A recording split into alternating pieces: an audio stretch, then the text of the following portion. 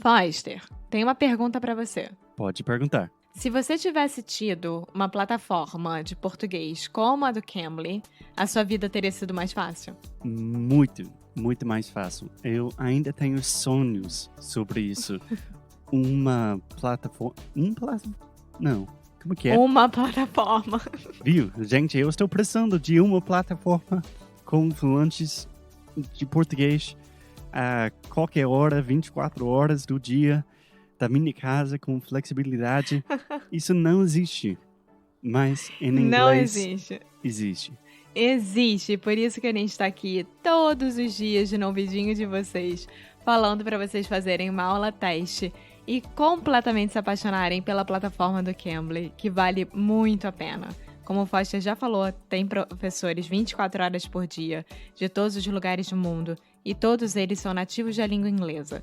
Então, para você fazer essa aula, né, de graça, vá lá vá lá no cambly.com ou no aplicativo do Cambly no seu celular e coloque em minutos grátis o nosso código que é Inglês no Cru Podcast. Yeah, do it. Seriously, no reason not to do it. Talk to native speakers on Cambly, and let's get on with the show.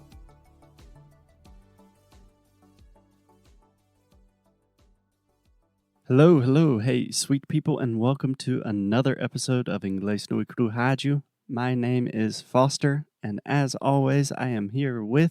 Alexia. Hello, everyone, and welcome back. Welcome back. Welcome to another episode. Welcome to the show. How are you, Foster? I am doing pretty well. A little bit sleepy. Perhaps have a little bit of a cold, but not too bad. Yeah. What about you? Me too. I think I am about the same. Okay, so this week on the show, we have And I miss you. And I miss you too, Mama. Mucho, muito. Mucho. Très mucho. Okay, this is a show about learning English. So let's get on with it. So this week on the show, we have been talking about teachers.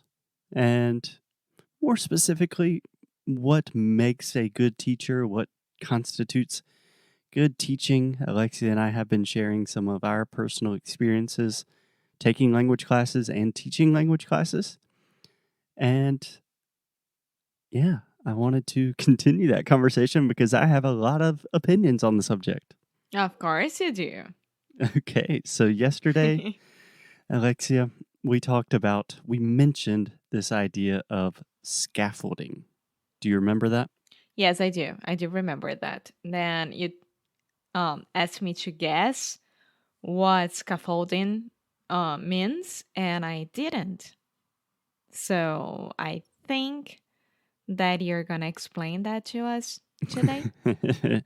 You are correct. But before we do that, let's take a quick look at the pronunciation of the word scaffolding. Scaffolding. Yes, the stress is on the first syllable, and that first vowel sound is the ah, very open ah, like cat, hat, master, scaffold, scaffolding. Scaffolding. Yeah, and to be honest, this is not a very common word. In most situations, we use this to talk about like pieces of construction. I believe in Portuguese you say andaime. Andaime, yeah. Yeah, it's not something you need to know, but it is a word that exists when talking about construction, and it's also a word that teachers use sometimes. Okay? Okay. But not necessarily the most important word for your vocabulary and conversation, but the concept is really important, and that's what we're focusing on today. Perfect. Okay, so in the linguistic community, Alexia, as you know, there is often a lot of debate, a lot of nuances about things that really are not that important. So essentially, scaffolding just means supporting the student, giving the student support. Okay. Okay. I'm thinking, right now I'm just wondering how to use this word in a phrase. Okay, don't worry about that right now. I know, because, but I was wondering. yeah, honestly, you're probably not going to use this word in a phrase. That's what I was trying to express earlier in the episode. The word is not important. The idea is important. Okay. Okay, so obviously you can support students in many different ways. And one of the most common uses of the idea of educational or instructional scaffolding is what we call graded readers. Do you know what that is? No, I don't. Um, okay. I imagine you probably do. You just don't know the term. So a graded reader is something, it's a piece of text where the language is modified to fit a specific level of the language. Does that make sense? No. It does not make sense. Okay, so imagine like children's books, books for little kids, right? Right. Children's books do not contain very sophisticated language, correct? Correct. Because kids do not have that vocabulary. So we only use words that kids will probably know, right? Mm-hmm. So as teachers, we tend to do the same thing. So for example, if I have let's say a beginner intermediate English student, I'm not going to recommend something like War and Peace or Moby Dick. I'm going to recommend something much easier with more simple vocabulary. Okay. Now, now I get it. The idea, of course, I knew it, but I never knew that it would be graded readers, the name of the thing. Yeah. Yeah, I think this is originally a British thing and more of a European framework. So, as you probably know, in Europe, they have what they call the Common Language European Framework, and you can assess your language level and the way that they approach it.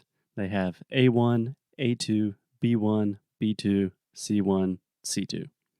A1 is a beginner, Yeah. C2 is totally fluent, right? Yeah. It was a way that they used to do on my English school. Cool. Yeah, at British Council. No, English school. Where I learned English. Gotcha. Okay, so just to clarify, these things exist. So, for example, let's say you are a beginner, you can get specific books or resources that are designed for A1 or A2 students. So, most of the vocabulary is not easy, but relatively understandable for you. Okay. Okay, so that first general idea makes sense to you.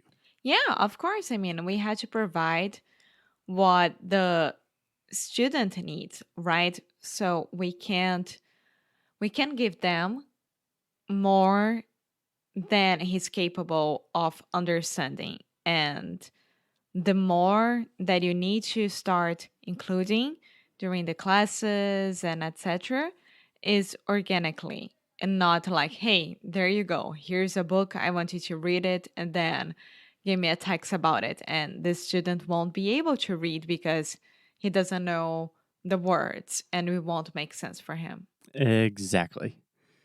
Yeah.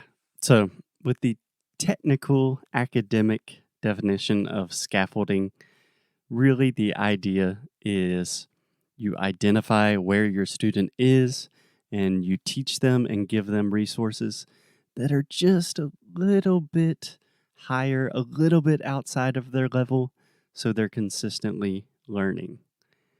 But as modern language teachers, we don't really need to give people like specific texts for specific levels and use graded textbooks and all of these things.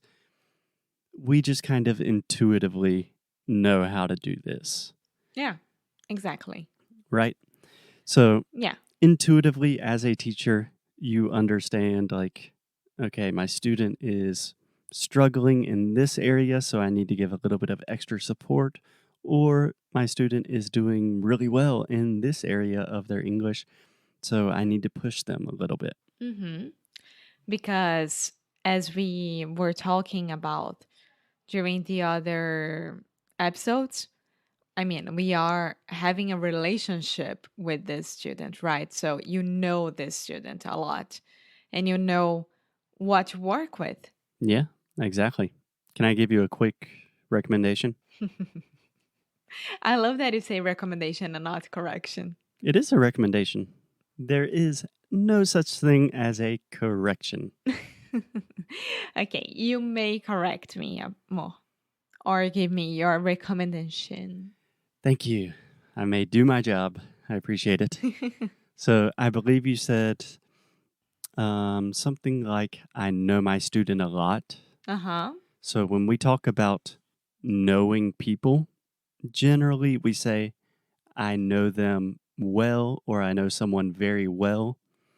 When you say a lot, it has the idea of numbers, like I have a lot of bananas. But when you're talking about a relationship, I know someone very well. Okay? Okay. Okay. Okie dokie. So let's try to get practical here. We've been talking about some technical scaffolding bullshit. Let's get to the good stuff. So, one easy way you can support your students, and all teachers should do this, is with sensory cues or sensory indications. Do you understand the idea of sensory scaffolding? I think I do because sensory is sensorial, right? To be interactive, you should include like images and sounds and smells and etc. This is in general. And with a class, virtual class, English class, you had to be as interactive as possible using a sensory indicator, for example. Yeah, that's pretty much perfect. And this is much more difficult nowadays that pretty much everyone is teaching virtually. I can imagine those kindergarten teachers and like first graders must be so difficult for them. Yeah, we can't get into this subject because I will talk a lot and get um, very frustrated. But yes, I cannot imagine taking care of 40 small children and having to learn how to teach online at the same time. It's so difficult I've been teaching because online for almost 10 years and I'm still not very good at it. yeah, because people forget that a lot of teachers who are teaching online, they can't give like one-on-one classes, like live classes. Yeah. And those who are very, very used to live classes, most of them, they have a lot of difficulties to give online classes. It's completely different. Yeah. It's a totally different game. And just a quick tip, Alexia, when you say they have a lot of difficulties, that is kind of a direct translation from Portuguese. The most natural way to say this is they struggle, or they have a really hard time with, or they have a difficult time with, but eles têm dificuldades. That's kind of a direct Portuguese translation. Okay. Cool. Yeah, so this idea of transmitting sensory information to your student, that's just a very technical way of saying, okay, your student can see you, they can hear you. Virtually, they cannot, smell you probably. But the signs that you are giving them are very, very important. So, for example, visual cues like facial movements. If Mm-hmm. you are smiling, if your eyes are big and look happy, this is reaffirming to the student, okay, now I'm doing well. But sometimes if the student's maybe not doing well, you can perhaps kind of raise your hand or kind of raise an eyebrow, like, don't know if that's right. And just these visual cues make it much easier to facilitate a good relationship. Does that make sense? Yeah, I would even include like the place that you're teaching from. It's very like when I change places, for example, when I'm here and then I am at our co-working, right? Every time that I change places, all my students are like, "Where are you? What are you doing there?" They love knowing that. Yeah, absolutely. And some teachers really like to create like a professional atmosphere, especially virtually. Like maybe they will be wearing nice clothes and have a nice background. Me personally, I try to do a mix. So I have like my instruments in the background. So you can see I'm a cool guy. I'm relaxed, but also I'm taking notes. I'm being serious. But this idea with giving your student signs, I even do this much more directly. So I have specific physical signs for specific problems that our students make. Does that make sense? Um, I think so. I mean, I'm trying to guess what are those signs. It's kind of crazy. I just started doing this naturally over the years, but essentially it's like training students like a dog. So you are training Buddy right now? Let me give you an example. So, Alexia, you know that many Brazilians, most Brazilians have a lot of trouble with closing their mouth completely with the final You M use your sound. hand.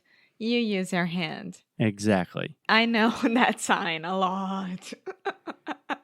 So, for example, if one of my students is trying to say, I'm from Brazil, and they say, I'm from Brazil, and they're not closing their mouth completely with the final M in the words I'm from, I close my hand, I make a fist, and it's kind of the motion of closing your mouth.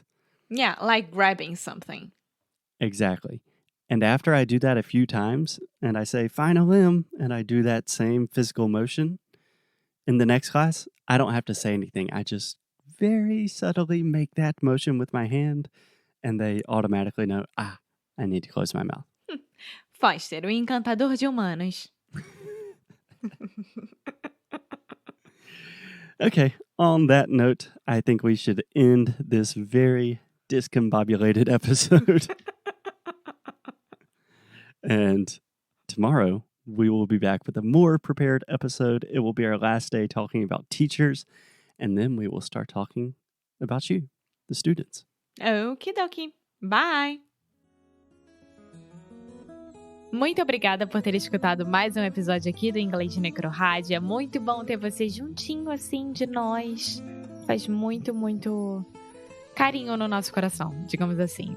Então você que está interessado em saber mais sobre os nossos produtos e saber mais sobre a gente, o que a gente oferece para vocês em relação a estudo, a challenge, a curso, vá lá no inglesdenecro.com e você pode ver mais sobre as worksheets, por exemplo. Yeah. If you want to really improve your English, if you want to learn more about the ways you can do that and just connect with us on a deeper level, go to inglesdenecro.com. And as always, keep up the good fight. And lose well. See you guys tomorrow. Bye.